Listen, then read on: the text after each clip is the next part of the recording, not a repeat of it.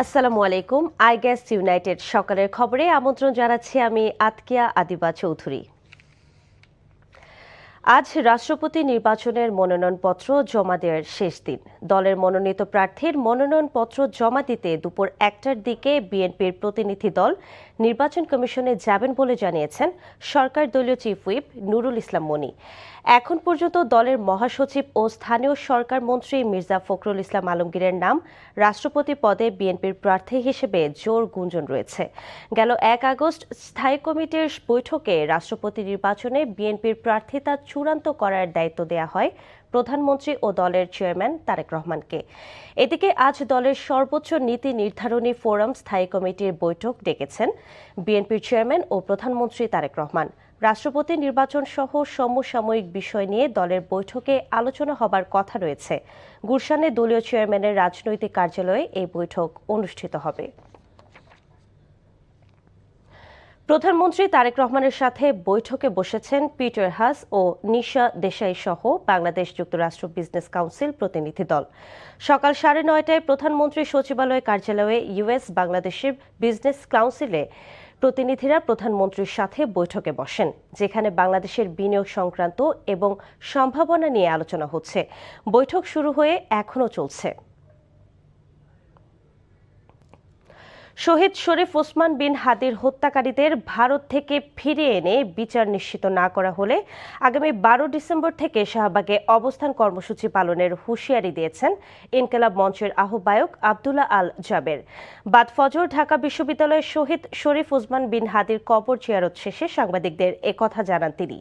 এ সময় স্বৈরাচার শেখ হাসিনা ও ওসমান হাদি হত্যাকাণ্ডের সঙ্গে জড়িতদের ভারত থেকে ফিরিয়ে আনতে দেশটির সরকারের উপর চাপ প্রয়োগে জোরালো কূটনৈতিক ও রাষ্ট্রীয় পদক্ষেপ নেয়ার আহ্বান জানান জাবের। এদিকে ইনকিলাব মঞ্চের দ্বিতীয় প্রতিষ্ঠা বার্ষিকী উপলক্ষে দিনব্যাপী বিভিন্ন কর্মসূচি হাতে নিয়েছে সংগঠনটি। কর্মসূচির মধ্যে রয়েছে বেলা 11:30টায় শাহবাগে বিপ্লব র্যালি, দুপুরে আজাদির মোলাকাত এবং সন্ধ্যায় মঞ্চনাটক ও ইশকে ইনকিলাব। নিশ্চিত না হয় এবং খুনি হাসিনাকে যদি দেশে ফিরিয়ে এনে তার যথাযথ বিচার নিশ্চিত করা না যায়, তাহলে আজীবন আমাদের এই যে সার্বভৌমত্ব এটা হুমকির মুখেই থেকে যাবে। সরকারকে আমরা একটা নির্দিষ্ট সময়সীমা দিতে চাই। তো ডিসেম্বরের 12 তারিখ থেকে আমরা শাহবাগে অবস্থান গ্রহণ শুরু করব এবং 18 তারিখে ইনশাআল্লাহ সরকারকে একটা ফয়সালার মধ্যে পৌঁছাইতে হবে।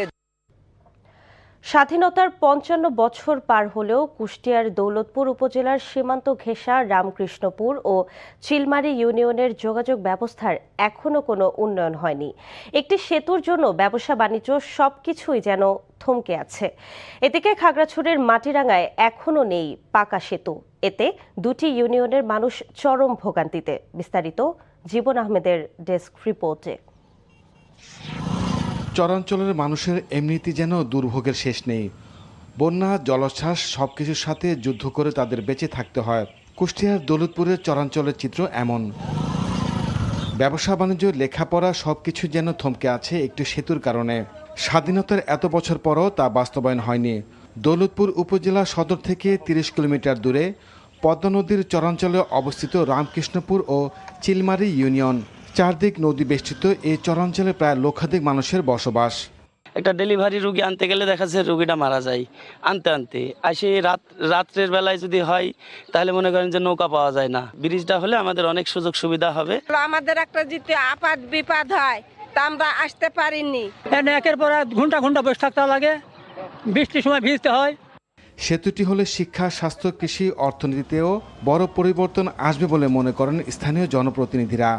দীর্ঘদিনের জনগণের দাবি আমাদের ভাগজত খেওয়া ঘাটে এবং সুকার ঘাটে দুটা ব্রিজ হলে আমাদের প্রায় এই দুই ইউনিয়নের 60 থেকে 70 হাজার মানুষ স্বস্তি পাইত। সেতুটি দ্রুত নির্মাণের জন্য সব ব্যবস্থার কথা জানালেন স্থানীয় সংসদ সদস্য। কয়েকদিনের মধ্যেই তারা দৌলতপুরে এসে সরজমিনে এটা দেখবেন, দেখার পর ব্যবস্থা হবে। আমি আশা করি এটা করতে পারব। এদিকে খাগড়াছড়ির মাটিরাঙ্গায় 2 যুগেও একটি সেতু নির্মাণ হয়নি। মোহাম্মদপুর ও ঝড়ঝাঁসা সহ 6 গ্রামের মানুষের দুর্ভোগে যেন শেষ নেই।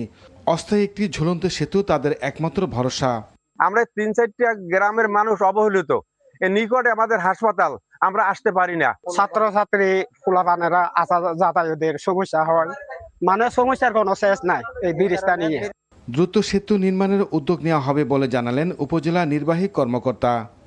স্থায়ী সমাধানের জন্য উপজেলা প্রশাসনের পক্ষ থেকে প্রয়োজনীয় ব্যবস্থা গ্রহণ করা হবে, চেষ্টা করা হবে, সংশ্লিষ্ট ঊর্ধ্বতন কর্তৃপক্ষের সাথে যোগাযোগ করা হবে। জনদুর্ভোগ লাঘবে সেতু নির্মাণের দাবি স্থানীয়দের। জীবন আহমেদ, এনটিভি নিউজ ডেস্ক। সকালের খবর এইটুকুই। এই খবরের ভিডিও সহ আপডেট জানতে ভিজিট করুন এনটিভি অনলাইন www.ntvbd.com। এছাড়াও এনটিভির জনপ্রিয় সব অনুষ্ঠান ও খবরের আপডেট জানতে ভিজিট করুন আমাদের ইউটিউব ও ভেরিফাইড ফেসবুক পেজ। 12টায় মধ্যাহ্নের খবর দেখার আমন্ত্রণ রইল। ধন্যবাদ সবাইকে।